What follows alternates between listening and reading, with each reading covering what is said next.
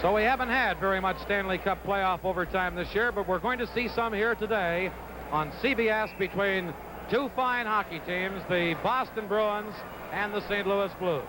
The Bruins' renaissance reached its watershed moment on May 10, 1970.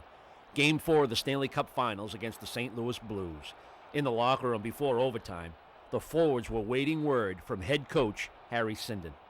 Overtime is generally resolved in the first few minutes of play, and if St. Louis was going to beat us, they were going to do it, right off the bat. As the longer the overtime went, the better chance we had, I felt. I says, well, if we start, you guys don't worry about it because we're going to score right away. And Derek says, no, we're going to start. So I started our best defensive line so that they wouldn't get an opportunity early. And who does he put out on the ice? He puts our line out. Okay? I said, shows you guys who've got confidence, eh? Sanderson starts for Boston with Carlton and Westfall on the wings, Orr and Ori on defense. Derek said, you won't get a shift, Phil. I did him. Play underway. The first team to score wins the game. As it turned out, they were our best offensive lines. It worked out.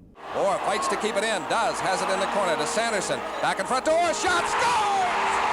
Bobby Orr from Sanderson! And what could be better than that? As they beat St. Louis 4-3. Orr to Sanderson, back to Orr, and they go wild. My dream, like most young kids playing hockey, and finally being part of a team was a feeling that the thing is so few get to experience it, and I was one of the lucky ones that experienced that feeling of being the best in the world, being on a team that's the best team in the world. When Bobby scored that goal, he made the play from Derek coming out of the corner. Oh man, the city was crazy. Bruins win the Stanley Cup on a goal by Bobby Orr. After 40 seconds of sudden death overtime, the Bruins win the game 4-3 and win the series in 4 straight.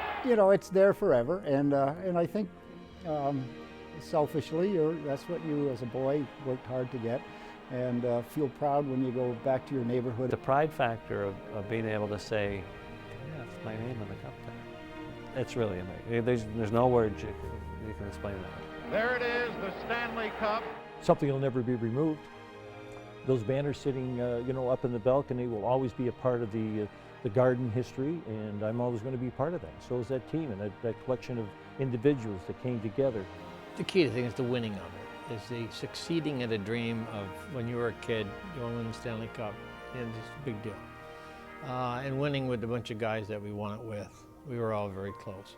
It was just, it's just a feeling you can't express how you feel. It was every tingling in your body, and it's hard to believe that you've seen Richard and all those guys, Howe and all those guys win Stanley Cups. And that was a little bit out of our range, but it wasn't out of our range that day. That's just a moment in your life that,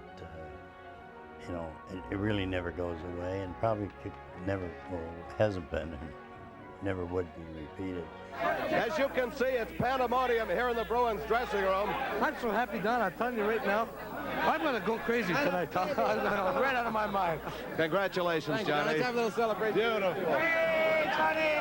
It was just great to be a Stanley Cup winner, and on a Stanley Cup winner, when he scores, it's even that much greater. Oh, I was elated. Way to go, Billy. I was elated. I was sure glad for it, I'll tell you. Couldn't be a greater guy to get than Bobby. He's sure a great hockey player.